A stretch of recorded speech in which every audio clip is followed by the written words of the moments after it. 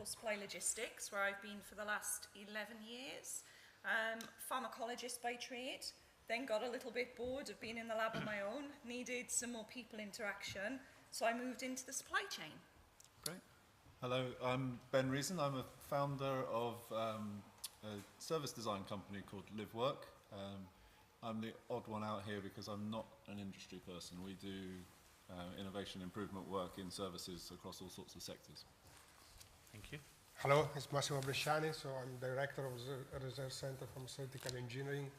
It's a research center located in Graz, dedicated to the deployment of pharmaceutical engineering science in support of process and product design.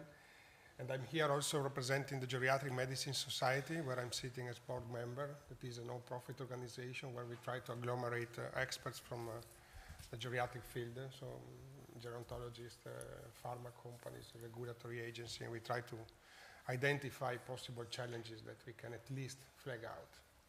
Thank you. Hello, I'm Greg Anderson from GSK. I am the Vice Design Director and I work in the manufacturing side of the business. But I'm also here to represent the Medicine Manufacturing Industry Partnership, with GSK is part of. And we have a remit with the ABPI and the BIA to work together with big pharma companies to look at actually ensuring that we maintain and grow jobs in the UK. And the other thing that I'm also involved with is a project called Remedies, which is looking at smart supply chains. Thank you. And last but not least. Hello, I'm Mark Phillips. Today I'm Cognitiveti. I spent 30 years in big pharma with GSK in manufacturing, supply chain, and in R&D. I left a few years ago and now do a number of things. So one, I'm actually doing some research at Cambridge University looking at innovation in healthcare, but the difference here is I'm looking at innovation where we innovate with people from other industries. So looking completely outside of the sector at how we can start to get innovation from digital, novel materials, etc., and how they could help healthcare. And as well as doing that, I work for a number of startups, this being one of them, called Cognitiveti, who are in a similar field. They're all firms that innovate in and around healthcare and life sciences, but those innovations are being done in fields that you wouldn't traditionally think of as healthcare or pharma. So we're using digital sciences, weird acoustics, etc. And that's the area that interests me because I think it's got great opportunity for transforming the way we do healthcare in the future. Great, thank you for that. So I'm going to go back to as you've heard who we've got today, a stellar cast with wonderful accents, so thank you all for having wonderful accents and providing some of your professional background. I'm going to ask each of the panel, just for around about 2 minutes, just to talk a little bit about what patient centricity means to them, ask a couple of questions that we've agreed in the past, and then very much open it out to you guys. So we're not just chatting up here on our own, we will open it up to you guys. And some questions, I believe, when I wave furiously at the back, not now, will come onto screen. So, Bev, what does patient centricity mean to you? So, over the course of today and yesterday, we've heard about the focus needs to be on the patient. If I took my pharma background and took it back about 5 years, our aim in logistics was to ship clinical supplies to sites. And we'd sort of go, job done. And I'm sure Pfizer were not the only company who felt that at that time. We've moved on.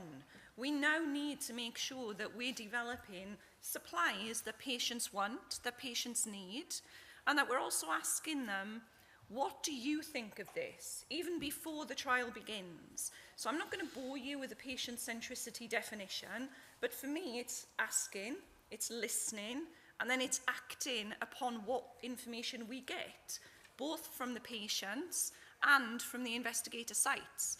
Now, there might be some of you out there that belong to investigator sites, and I know how small they can be, and how we don't want people to feel like they're under an audit by visiting. So hopefully through the course of this panel, I should be able to give you some insights into what Pfizer and Global Clinical Suppliers are doing with respect to getting that information back and how we can work together. Thank you. So I guess for me it starts with any of our work, it starts with thinking about people as human beings, and we're called LiveWork for a reason, because we're interested in how the products and services in the world fit into the way people live and they work. So with patients, it's the work that we do is often understanding all the things that surround a treatment or an illness that are maybe not medical. And a lot of the insight we've brought to projects we've done with pharma, which has often been looking at adherence, perseverance kind of challenges from a business point of view, has been about, well, how does this fit with my job, my family, my cooking regime, whichever. And then the second bit of the human thing and the work side of it is what I've always experienced in healthcare is it's complicated because you've got a mix of humans making decisions. It's not like a normal consumer setting where it's quite straightforward. You have a patient who is paying a lot of attention to the advice they've been given by professionals, and you have professionals who have a whole load of needs to do the job they're trying to do. So patient centricity means understanding that kind of complex mix and then using that insight to inform how you meet needs. Brilliant, thank you. Massimo. So I can tell you I was thinking what could be the right answer also based on what I heard over the last 2 days. So I came through different companies through my career. So I worked with big pharma and GSK, I work in drug delivery companies, now I'm in the academic kind of ecosystem. I'm sitting in this no-profit geriatric medicine society. And I mean, it's very easy to define patient centricity from philosophical perspective, even if it's very complex then at the end of the day to get a final definition. But what is intriguing me is what could be the right definition of patient centricity in the way that you bring value to the patients as well. You keep value for the business. And in pharma, we have anyway a for-profit reason why we are here.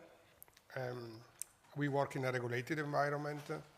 And therefore, very often when I think to patient centricity, I go back to the point where I was in charge of product development teams, and I look into the target product profile, or I look into the release specifications, or I look into the design specification of the dosage form, and I try to see whether there is anything that is driving me to bring value to the patients. Of course there is. There is the biological part, or the toxicological assessment. There is a lot of good stuff that are driven by the traditional, let's say, bioclinical endpoints, right? But then, is this what we mean in terms of patient centricity now in current days? Maybe not. Maybe not. And I took a couple of notes during the previous session, and maybe we should define what the patient is, or who the patient is. And very often in pharma we talk about target population. So maybe we can decline better target population, because by clustering a family of patients, maybe we can get a little bit out of the individual context that is quite complex, that is bringing a lot of value, of course. Because if you consider the individual profile with emotions, not only the physical part of the body, but all the rest, then maybe you can bring value to the patient by treating in combination with drugs, but that is very advanced level of, let's say, discussion and application maybe. But if we focus on the target population or a population of patients in a different way, by considering a kind of, let's say, innovative or patient-centric endpoints that should be then included into the regulations, then maybe we will be able to bring value to the patients by keeping a kind of business effectiveness that is anyway mandatory for us. Okay, thank you very much. Craig? I don't call it patient centricity, I actually call it customer centricity, and it's something that has been key to my whole career actually, because my first job was actually with a surgical and anaesthetic company, and as a designer you actually were designing things that you would actually never physically use yourself. So I had to spend a huge amount of time working with surgeons and anaesthetists, and I had to learn from them exactly what they needed, and those needs actually helped me optimize my designs, and where it was such a logical thing to do. When I joined pharma company, I've just used exactly that same model where you sit down face to face and you have to fully understand exactly what it is that your customer needs. And I think I've seen it, and you probably have in your day-to-day job. You can go and get a research company to do it, and then you get the report, which is normally sanitized. But I think it's absolutely vital that you spend time with your patients and you understand, as Massimo said, it's not just the physical, It's also the emotional impact of a disease, and every single disease is different. And when you actually go in, you have to go with a fresh pair of eyes. So this, to me, is just complete common sense. I think we have done it, but we are actually getting much, much better at it, and we're realizing the real value behind it. And it's not just the medicine, it's the pack and it's the device. Brilliant. Before I go on to Mark, I just want to see a show of hands on that point. Who in the last year in the audience has been in an environment in which their drugs, their products are actually administered? So who's been patient or customer side? Just a show of hands. So about 6 of you. And the rest of you, would you like to? Mm-hmm. Who wouldn't want to get out to the customer side, to the patient side? Who's not going to admit it in public? Okay, Mark, what's your definition of patient/customer centricity? Okay, so I'm going to start off by saying what it isn't. It's not an initiative, because we all know that big companies love initiatives, and it's not a fad. If you look at the health systems around the world, and if you particularly look at what the NHS is trying to do, it's cultural. It fundamentally embodies a different way of delivering health services to patients, and it's not going to go away. And therefore, it can't be treated as an initiative or a fad. People have really got to get their head around it and what this means for them. I think I'm not going to repeat, but absolutely fundamentally it boils down to 2 things. The experience that that patient has in whatever system and with whatever treatment they're given, and the outcome. And it's fundamentally about trying to make those 2 as best as possible. I think one of the challenges, just to elaborate a little bit, is because we come from a very scientific and engineering field, we tend to look at everything in quite a reductionist way. We tend to apply science, we try to identify target populations, we try to reduce the problem. I think what we have to do to really get good at being patient-centric is to completely think in a different way. I think there's actually some big philosophical challenges here. You have to stop being reductionist and start to look at things in a more holistic way, and actually think about what's really important at the end of the day actually is the patient not being a patient. Yes, something's failed in the system if they're a patient. What you actually want is a population that's well, that doesn't become patients. And I think most health systems in the world are getting close to breaking point in terms of the financial structures that they've got. Part of that problem is because more and more patients are going in. If you have more and more people that are well, you might actually have a sustainable model. So I think there's some huge philosophical challenges that the pharma industry, along with healthcare providers and everybody else, have to get their head around. And I think we'll see some big structural changes in the industry as a result, but that's just my opinion. Okay, thank you for that. So just a show of hands, hopefully we'll get a few more going up before I just ask a couple of questions. How many patients have we got in the room today? Depends on your definition of a patient. How many people do we have in the room today? I've been told that many people working in pharma are not human, so thank you for those of you that didn't put your hands up. Right, and I think it's important, in this country, 99.9% of the UK population is registered with a GP, a general practitioner. So in some definitions, we're all patients. And I think sometimes, it's them and us, and, if you could go back today, and the one thing you could do around patient centricity is perhaps walk through the pathway or pathways that your products are looking to benefit, maybe that would be helpful. And I challenge commissioners when I do a lot of NHS work to say, how can you possibly commission a pathway or a service without having been through that and at the receiving end? And when the NHS says, oh, we've got people in committees and we're very patient-centric, I say, every time I come to a CCG or a hospital, the parking places closest to the organisation are kept for the medical director or for the chief exec. I said, when I last went to Tesco's, it was disabled customers and then for families, not for medical directors or chief operations people. So before you think you're person-centred in the NHS, let's think a little bit about car parking. Let's not get into that. I'm sure the same is true in your offices, that your visitor car spaces are always free and that you would never take a visitor car park. Anyway, before I start going off too much, I just want to ask Massimo and Bev a particular question.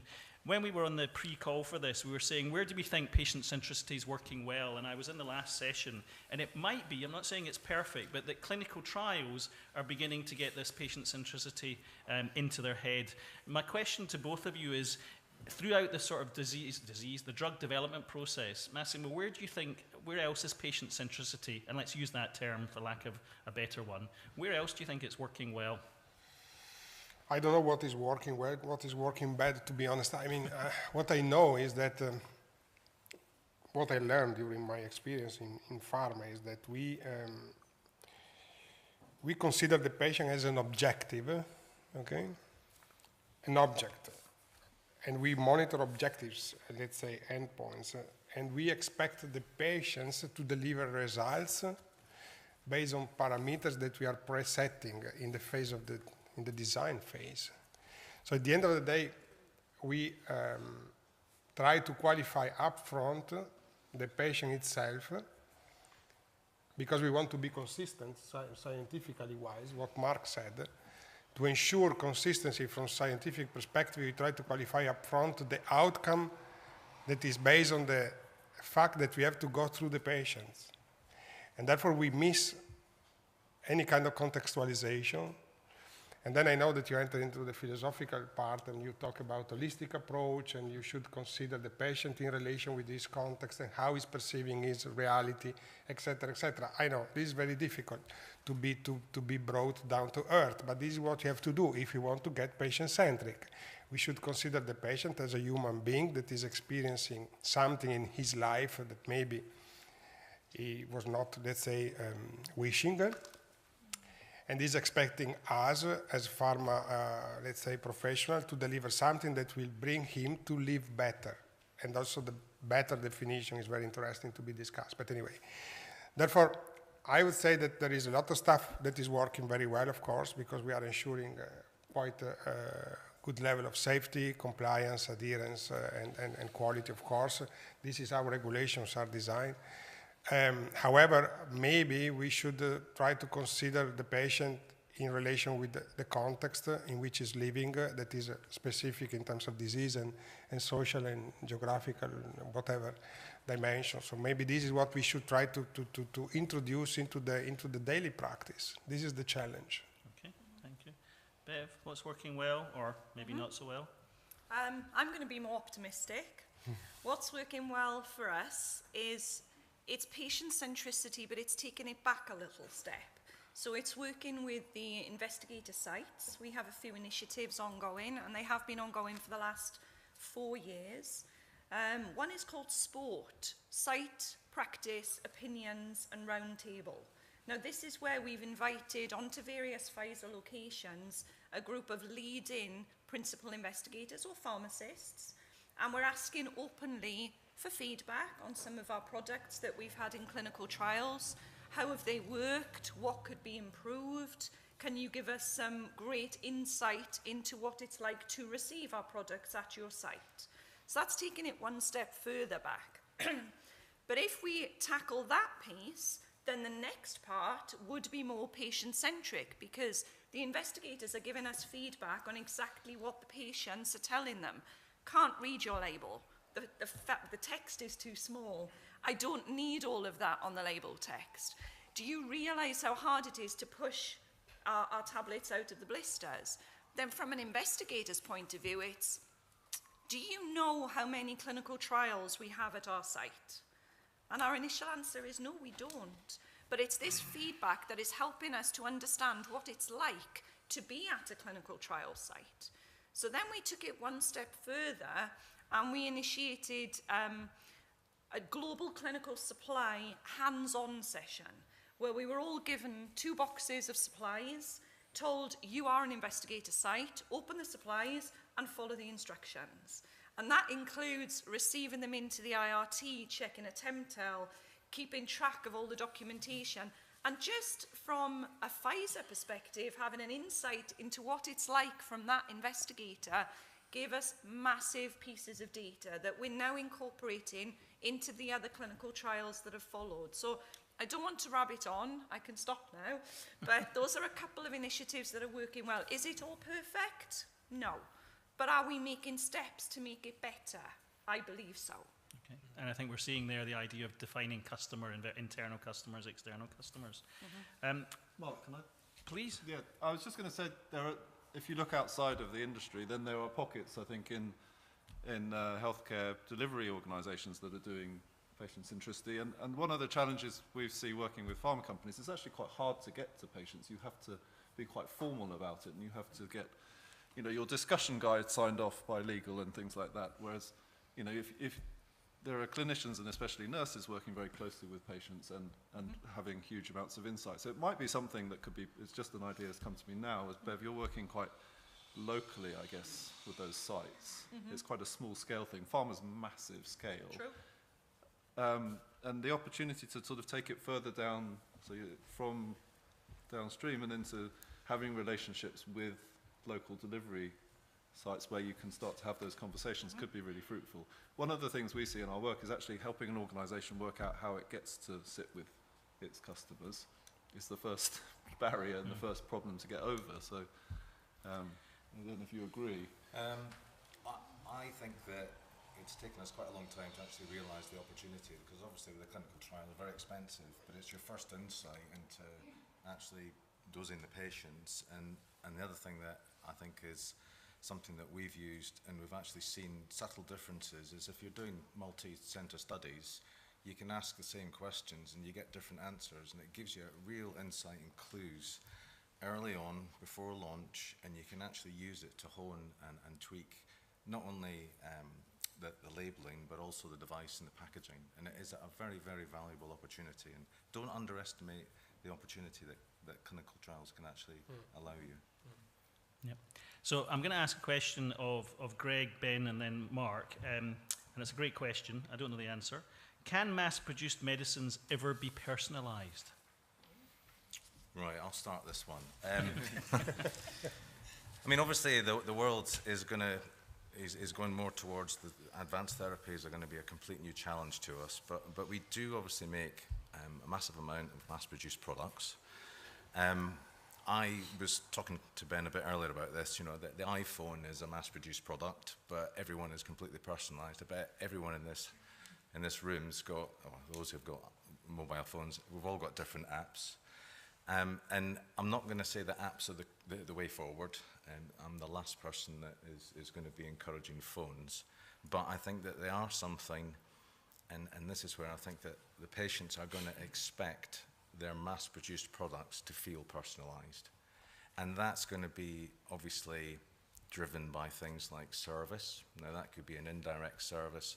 We as pharma can't contact our patients, but I see the opportunity definitely for the healthcare providers, certainly for the payers in places like the US. They're going to be connecting, hopefully, more and more with patients. So they are going to be taking standard drugs, but it's a case of making sure that they're taking them effectively.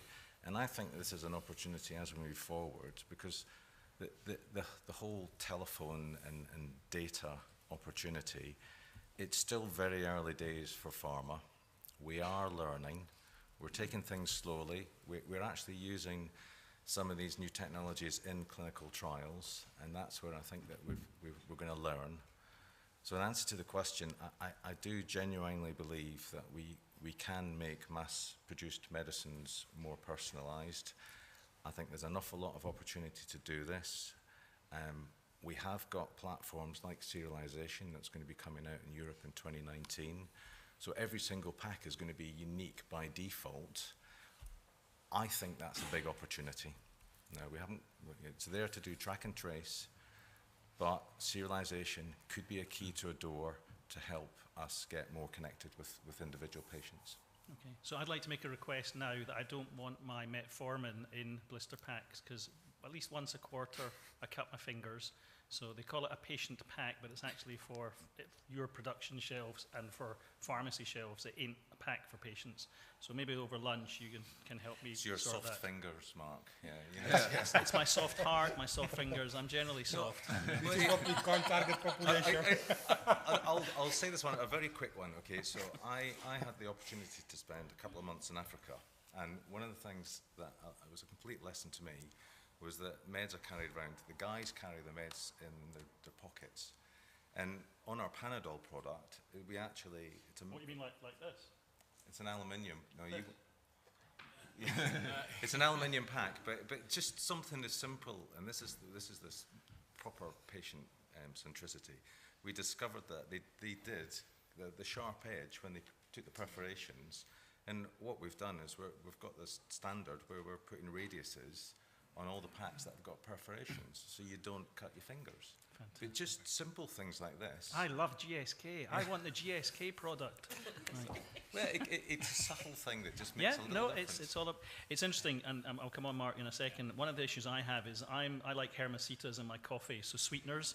I don't know if any of you use this. There's a little blue thing like a credit card, and you click it, and your Hermosita drops into your coffee.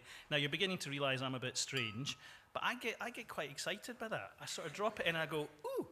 Right? That's sweetening my life, right? The medicines that give me life and keep me alive are a negative experience. No wonder we have poor compliance rates. So there's something about how can we take packaging or medicines taking and make it a neutral, or even better, a positive experience. Mark, can we customize, personalize mass market, mass products? So I think I'm pretty close with what Greg has said there. I think fundamentally it's the service that has to be personalised. But that doesn't mean that actually every single product has to be absolutely personalised over and above maybe something that says, actually, yeah, this is your medicine. And the sort of analogy I use is if you had a toolkit, we all know that if the only tool you had in there was one hammer, you're fairly limited as to what you do. But you don't need 7 billion different hammers to knock a nail in.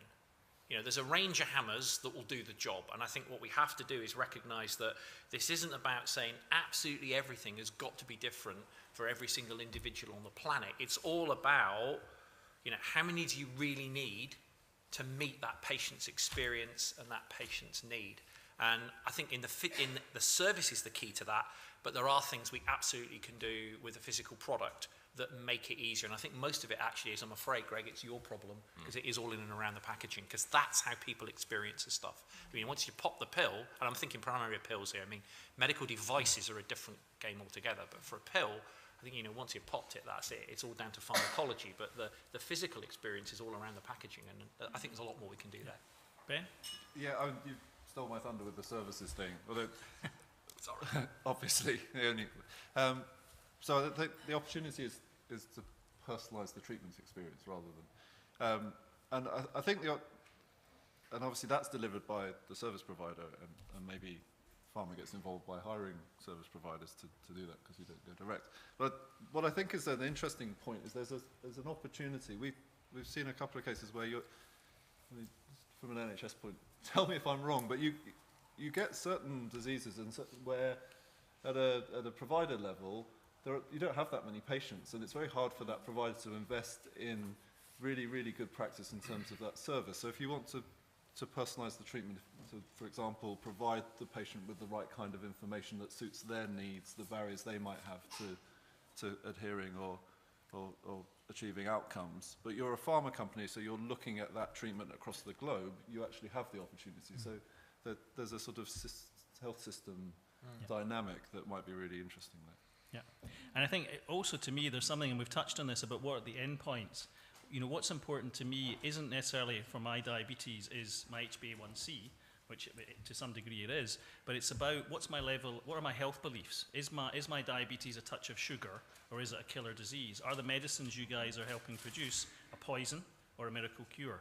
If you don't begin to understand what's my level of health literacy, none of this stuff really gets taken in either by you as pharma, I don't think, nor indeed by the NHS. So we talk about personalisation, but we don't seem to have the data to support that ability to do that. We've touched a little bit on data, on digital health and all the rest of it, and I just really want to ask the question, you know, how should smart devices help in the supply chain? And I'm not going to start with Greg, given he's obviously got an issue about phones. But Mark, do you want to touch on that a little bit about, you know, the idea being, if we had a new supply chain, where does digital health come into that, and maybe make that supply chain more personalised? So actually, this company is doing something digital, and I've actually done some work with part of the NHS who are looking to provide more digital services. The one thing I have learned from both of those experiences is there's an enormous amount of digital already out there, and the vast majority of it's rubbish. I mean, there's a quote somewhere that somebody said they've actually identified something like 250,000 health/wellness related apps that exist out there in space, of which only a handful have actually got any evidence to show that they offer any clinical benefit. So I'm wary, but I think they are the solution. I think when the NHS accreditation scheme or the assessment scheme, it started and then it faltered, and allegedly it's going to come back very soon, although I haven't seen the evidence of it yet, that allows us to not actually have it regulated as a medical device, but actually somebody's done some work and said, actually this app does what it says on the can. There's actually clinical evidence to support it works. I think as we move to a world where we start to get apps that genuinely do that, then I think they are a very important part of the process, because this, as Gregor said earlier, this is a way of you providing a way to customize the experience of an individual. However, there's one other thing that we have to recognize if we're going to see, it's not a panacea. One of the big challenges in digital is what I would just call digital literacy. Everybody in this room is probably quite happy using their mobile phone to do stuff. But if you think about the demographics and you think about where is the biggest healthcare burden and who are those individuals, they're all several years older than us, have varying degrees of education, and when it comes to these devices, if they've got one, it might be an old Nokia that somebody gave them that their grandchild doesn't want anymore. I'm not saying they're all like that, but we've got to remember that this is not a panacea. There is a digital literacy hurdle that we have to overcome before that becomes a really good solution. But I ultimately think this will be a part of the solution. Okay. And the way that this allows you to connect other things. Okay. So it's not just about your medicine, it may be about other medical devices and wearables and other stuff. And then you can start to provide systems around people that allow you to monitor in a better way and personalize their experience. Okay. So it's there, but let's be careful. Bev, you're champing at the bit. I am, sorry. That's all right. As I've said before, we take it back one step further. So in listening to the clinical sites, they're saying, we've heard it yesterday, why can't I log on to something like Amazon and see where my shipment is? Why can't you develop an app that's telling me it's on its way? We sort of went back and said that's what your IRT system is for, to which we got the reply, we have 20 different IRT settings within our clinical site. Interactive response technology. So right. It's more when you're having your studies randomized and you have an automatic way of doing that. Right. So what has happened within Pfizer and GCS is we have had some pilots whereby we've got apps, and the study sites can log on to the app and have a look at where their shipment is. Now, an app is much easier for them rather than logging on to their system with their individual username and their individual password. So it's just something, and again, it's a small step, but it's a step that we've took because it's in response to feedback that we received. Yep, that makes sense. Ben, and then I'm going to go to Massimo. I'm Greg, I'm going to miss you out this time. I'll get you next time. Yeah, I mean, just briefly, digital health. Yeah, digital health, I guess things that help clinicians seem a little bit nearer at hand sometimes. I don't have any great insights into it, but it won't take long, will it, for us to be the demographic? No, we've only got a few years to go. Massimo, yeah, digital I don't have health. either great insights in the digital part, but I mean, if I think as a patient, maybe the digital dimension can be designed to support a larger extent of contextualization, maybe, because it's not regulated so far, at least. So therefore, maybe we can design digital solution in the way that the patient is supported through the experience, as Mark said, because the point is what is the value for the patient. I like a lot of the solution packaging wise that can reduce any kind of, let's say, impact on the fingers. Fair enough, I like it. However, I mean, I don't know, is really making a big difference for a patient with a serious disease? I don't know. Maybe this is not the case. We are very often driven by technology. We identify the technology, we develop the technology, and we convince themselves that our technology is the best one, and then we convince our customers, whatever.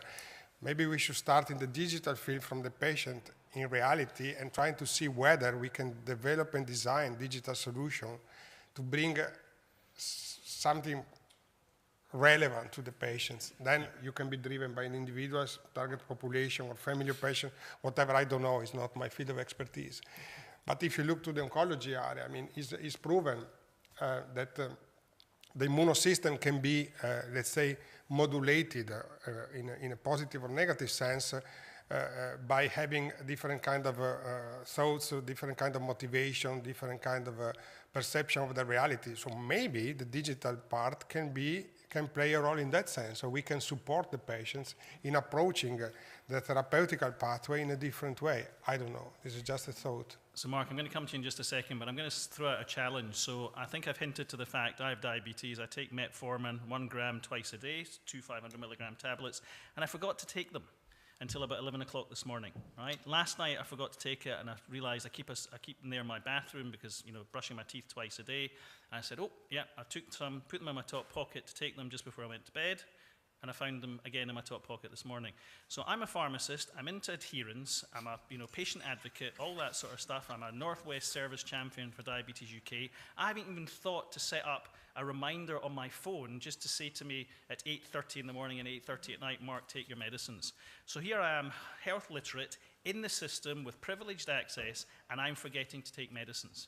Now, I'm a pharmacist. I don't really care because I get paid whether you take your medicine or not. And you as pharmaceutical companies don't care either because you still get paid, albeit that model might change. But there's something about I'm embarrassed to be part of a profession that doesn't care whether I take my medicines or not, broadly speaking. What are you guys doing to change that? Mark? I wasn't going to answer that one, but it's related. Yes, that was me just selling out. Oh, right, you're having it right. Okay, but I think this point I'm going to make is related because I think and I need more water. The digital bit. There's another challenge for pharma. I'm sorry, it sounds a bit negative. I think, but that's okay. Because if you think about how do you solve problems, how do you come up with solutions? You've got to get the problems out on the table first. You've got to know what is the problem and what is the need I've got to address, otherwise you'll never get a solution. So I'm probably going to bore you with dumping you a few more problems your way. So it's this.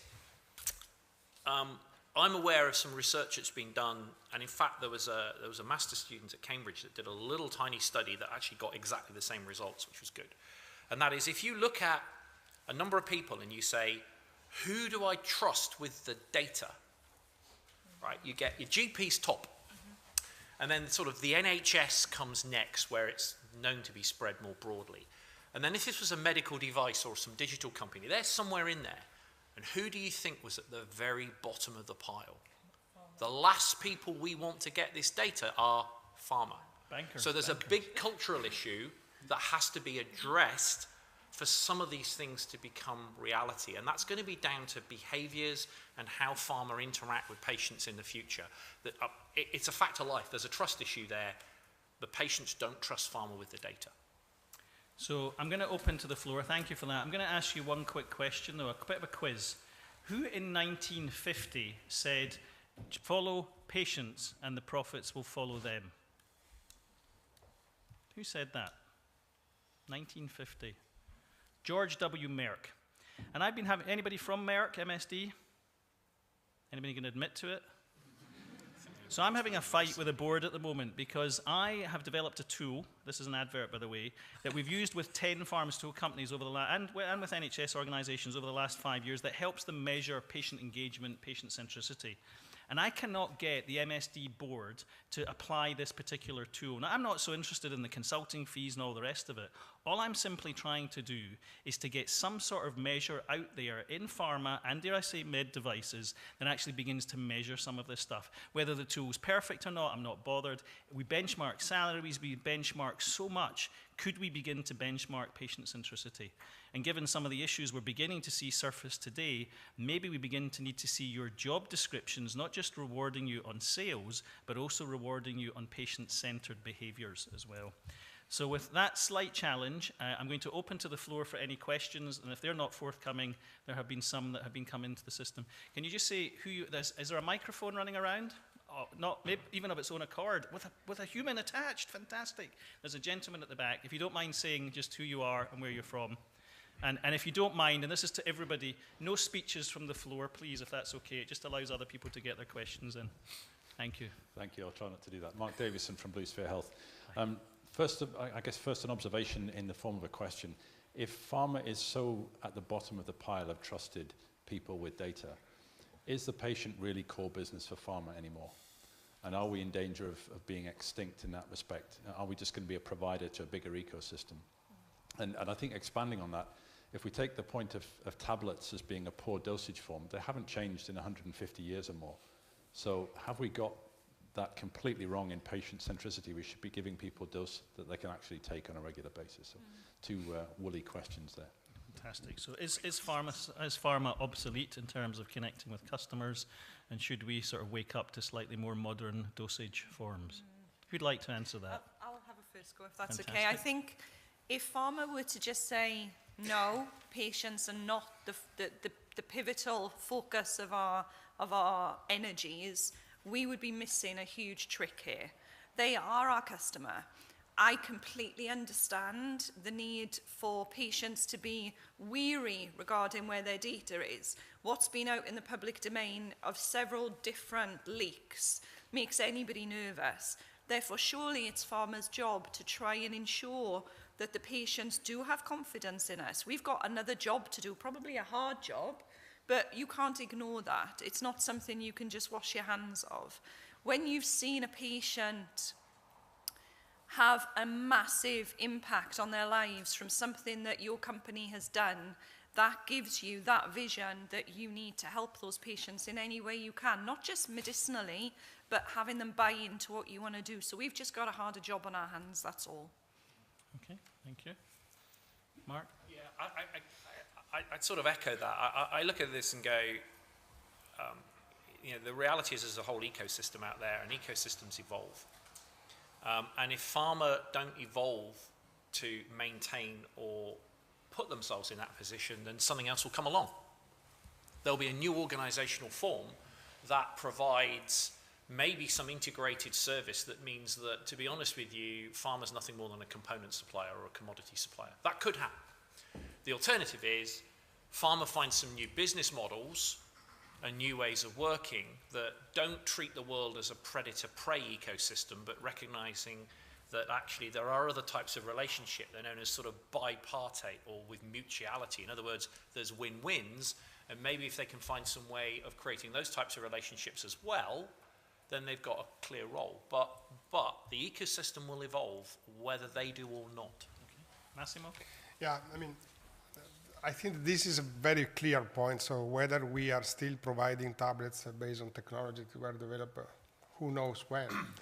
And 90% of the composition of an immediate release tablet is driven by the technology itself. So we are not bringing value to the patient. It's just the matter that you have to produce the tablet. And now, I mean, sitting in the academic environment, I have another question. Instead of an answer, I give you a question. How are we developing the new generation of scientists in pharma? By bringing them to perceive and embrace the patient centricity? I don't think so. If you look into the curricula, I mean, and I'm working with many universities over the world, the most advanced, by the way, when I pose the question to the guys that are in charge of the departments, they look at me somehow like, okay, he's a provocative guy. But I'm not, because I was in charge for the development of immediate release tablet, and I know that I was somehow warmly suggested to follow procedures, right? By embedding a little bit of science with a certain level of flexibility. However, I was following a kind of education stream that I was familiar with. Therefore, maybe we should challenge ourselves, and we should challenge the ecosystem, as Mark said, including the way how we are going to educate the leaders that will take responsibility for the development of the new medicine in the way that is more patient-centric. Ben, you're looking at me, you want to say something? Oh, well, just admiring how handsome I am. To Mark's point, I'd get really excited about that more service, but I think pharma should have more vested in the outcome for the patient, and I like the idea that if you don't, someone else will sort of disintermediate you. We've been working around the sort of value-based healthcare idea. I think there's all sorts of structural challenges to pharma companies doing that, but I think that's really exciting. And when just a story, we did some work around Hep C treatment, which technically was very, very efficacious for the target patient, but they very rarely completed the full treatment and therefore didn't get the benefit. So doctors weren't prescribing it, and the pharma company had to take responsibility for the fact that there were a whole load of other things that needed to happen in order for them to sell their product. So I think that. And I might mention that might be the direction. If it's a different company, forgive me, but I'm allowed to say this because it's in the public domain. Anybody work for AbbVie? Who's actually here today? There's no MSD, no AbbVie. It's all right. I'm wondering who's here. Right? Maybe I'm just getting Sanofi, GSK. Oh, there's a couple. Okay, Pfizer. You're not allowed to put your hand up. Okay, right. Okay, I just wondered. Who works for NHS? Oh, okay, maybe a few. Hello. Yes. Right, a few. So, interesting, Advocare Care is doing a really interesting patient support program around their hepatitis C drug and looking at, anybody heard of the patient activation measure? So go away and look at PAM, right? When you type in PAM, please make sure you put in patient activation measure, otherwise you might get into trouble, right? But the idea is that we're actually measuring whether a patient is literally passive or active.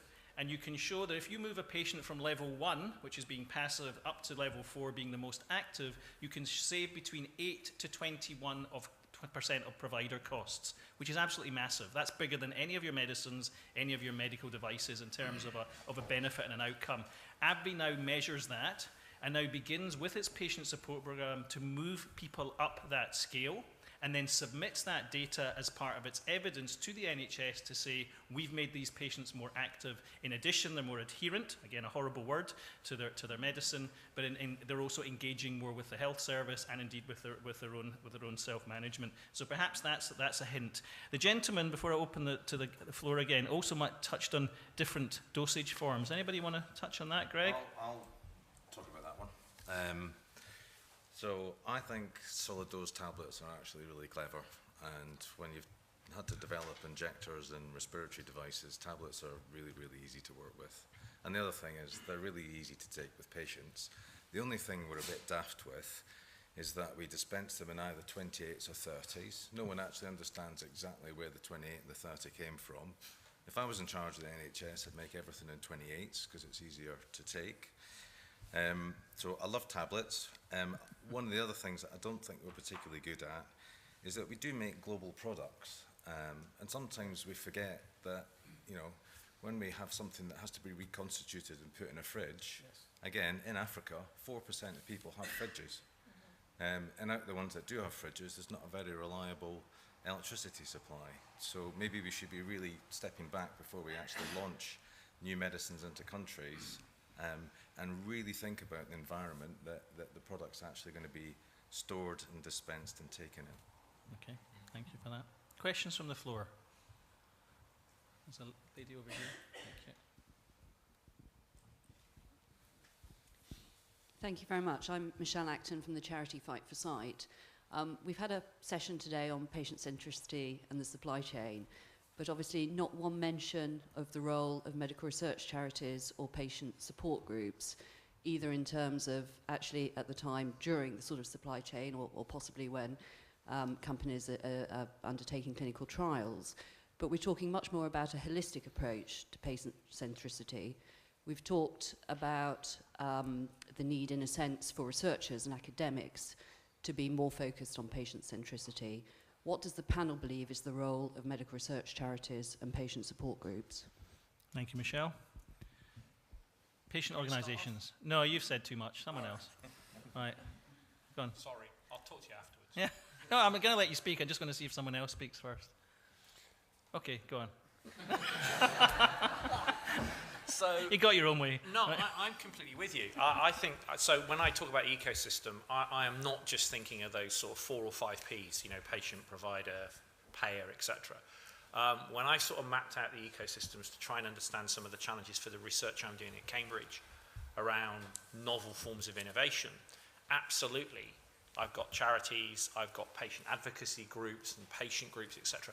They're all a really, really important part of that whole exercise. And one of the areas that I've actually done some work with and I've done some research on is actually a part of the NHS that's trying to develop some digital tools. And they go out of their way to ensure they've got very, very broad engagement very, very early on. So they actually bring all the different personas who are critical to addressing a particular disease or need, and that might be the local charities, it could be community health, it's patients, it's their carers, it's the healthcare professionals. It usually isn't drugs and medical device companies at this point, because they're looking at pathways. They bring them all together, and the first thing they actually start to do is to try and really understand from the patient and other people's perspectives what all those challenges are. And then they start to co-develop solutions, and at that point they then bring in, because this is digital, at that point they actually bring in the app developers or the software developers, and they literally get them to prototype on the fly what might some of these solutions look like. So I've actually seen examples in the NHS, and you hear the NHS, oh, it's not very good at innovation, it's not very good at taking on projects. Well, I don't necessarily agree with that, because I've been there and I've witnessed it. The NHS is actually trying to engage all of these disparate groups to find the right solution for that either clinical or care pathway. And what they ultimately want to do is to enable the patient to take a little bit, feel like they've got a little bit more empowerment, a little bit more ownership, etc. of it. But they bring in all of these different groups, including charities and including patient groups as well. So I've seen evidence of it. I honestly don't know the extent to which that happens in pharma, because I used to get involved at the back end of the life cycle. But I completely agree with you. If you're going to come up with solutions that are going to work for the ecosystem, you've got to understand who all those stakeholders are and engage them. You can't just engage a subset. So I think 2 points on that. Number one, Michelle, thank you for bringing up the point. I love patient groups. I'm a member of a patient group. I've set up a patient group. One thing I would say, though, is to pharma is that patient groups don't necessarily equal patients. So I'm a member of Diabetes UK. There are approximately 4 million people now with diabetes in this country. 120,000 of us are members of Diabetes UK. So 3.8 million people roughly are not members of a patient group, and I would even suggest are the ones you need to talk to most. So much as we need to work with patient groups, we also need to look at other ways of talking to patients. And just while we're on the NHS, Mark, because I have to wave the NHS flag, the NHS is probably better at person centricity than you. In some ways, why? And I'm just assuming you are pharma. It seems like I don't know where you're working. Because if every commissioning group, and that includes NHS England as the specialised commissioner, involves patients and the public in all of its strategy and management groups, every CCG, every clinical commissioning group, has a minimum of 2 lay members. Every foundation trust has to have patient governors, so have to have lay members. I have yet to find a pharma company that has any patient or any lay member anywhere near their management team. Yes, they're at this sort of end of, let's do some consultation, let's do some focus groups. I worked with Novartis about 7 years ago to try and do this, and then the person moved from the UK, so sadly it didn't happen. But I'm happy to be wrong, I'd be delighted to be wrong, but I've also challenged the ABPI. Where are patients in their thinking? So I think there's a lot to do, and we can learn a lot from the NHS, as Mark has suggested. Madam. UCB Pharma, but they have set up a few years ago a patient advisory panel, which Fantastic. advises their executive board on their R&D, on their supply chain, on their development. Fantastic. And it's filled with patients, and they provide a non-scientific perspective to the executive team, and there's always executive members on the panel, and they're meeting this weekend.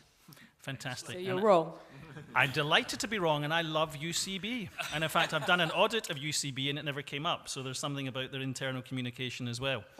Okay, other questions?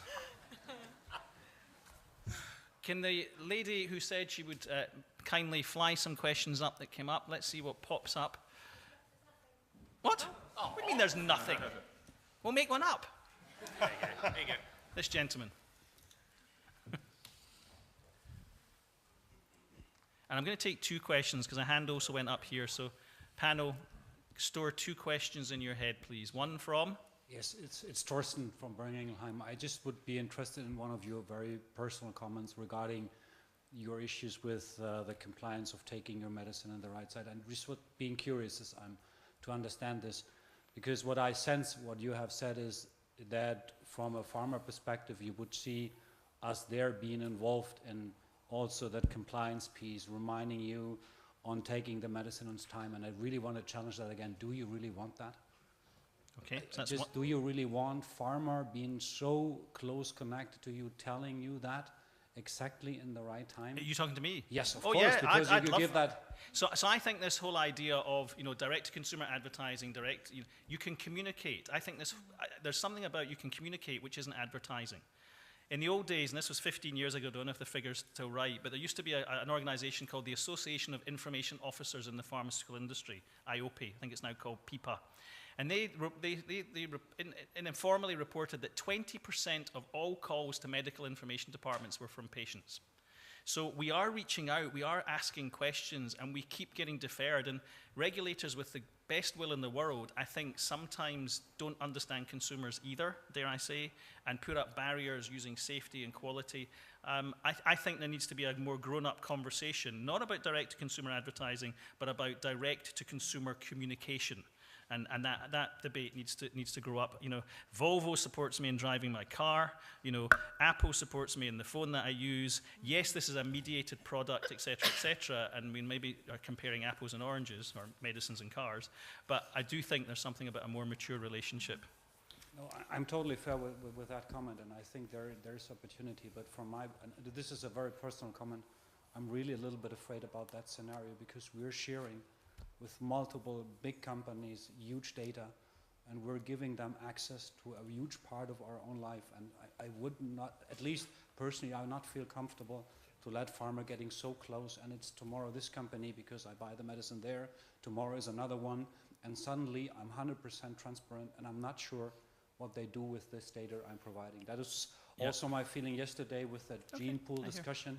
I'm not so sure if that kind of transparency I want to have, and it's taking away it's not myself.